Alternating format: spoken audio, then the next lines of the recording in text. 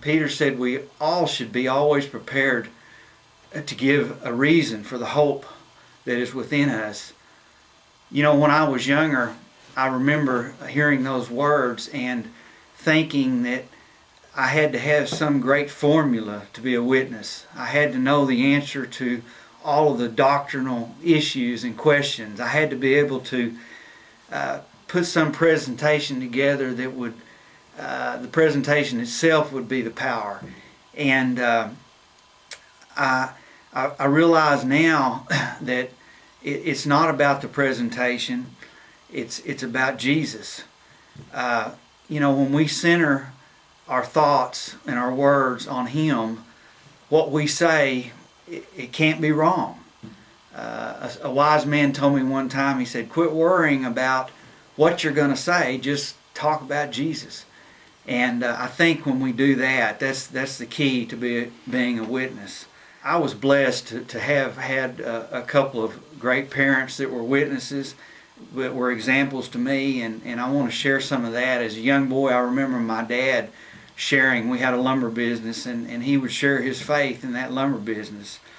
And I remember my mother, we had migrant farm workers that would come and work, and my mother would take them into our home and feed them and try to make a difference in their life. I can remember my mother driving from Davis to Ardmore 20 miles every Thursday, taking several of these Mexican men to learn English. And the reason was she knew that if they learned English, they could learn about Jesus. Martine and Lucho were two that worked for them for many years, and I'll never forget, about 25 years ago, my mother called, and how excited she was when she talked about they had come to Christ that day and they had been baptized. And you know, I have been blessed to have parents that showed me, you know, what it is to be a great witness. And you know, I think it starts in our home, men and women, and being a witness to our families, to our kids, and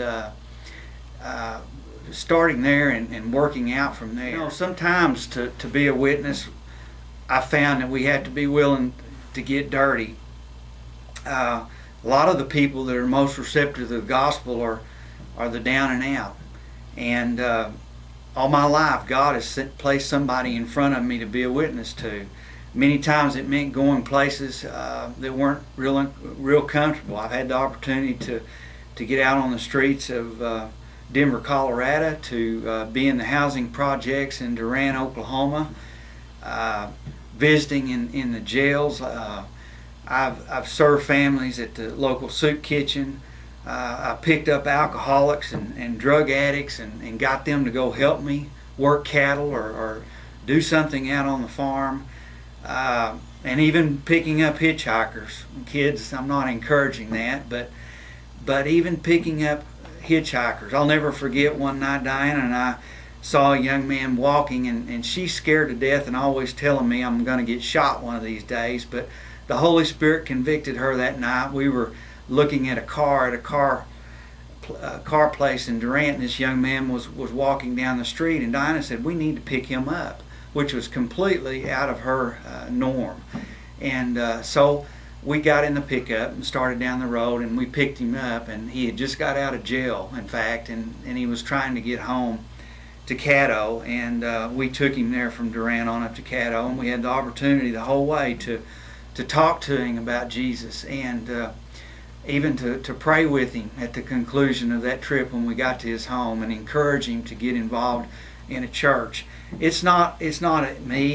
You know, I'm weak, but Jesus is strong, and I know that. And so, what does it mean, and how can we be a good witness? I think there are some things that we can consider. I think we need to first of all be available. You know, opportunities are around us, but when we're in a hurry, we miss those opportunities. We need to look for those opportunities. I think we need to pray and ask God to provide those opportunities, and I think that He will each day. I think looking at our daily lives, in our work, at the local corner grocery store, with the Little League baseball team, down at the barber shop, at the beauty shop. All of these are places that God provides us an opportunity to witness to. People are hurting. People need Jesus, and people need someone to talk to.